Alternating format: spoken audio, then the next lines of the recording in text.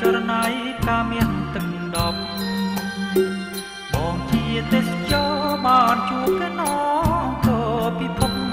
ការមួយតដែលមកបានជួបចង់ជួបមួយជីវិត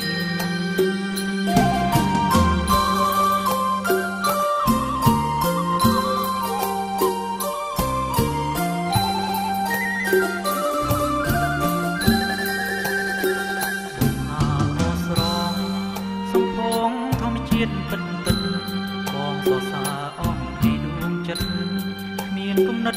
បញ្ចូលទេបងមកពីនេះទោះនៅណាយកាយក៏ចិត្តបានហើយយ៉ាងបាំងអីបងចង់សុំស្នាណែបុប្ផាក្រុងអង្គរ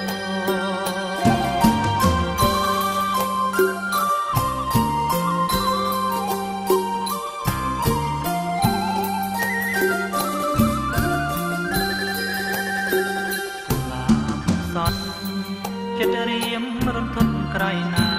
មួយថ្ងៃទៀតបងឃ្លាតជីវ៉ាឃ្លាតបុប្ផាបងទៅបានស្គាល់តែបានយល់ចិត្តរួមរិទ្ធអរាឲ្យចិត្ត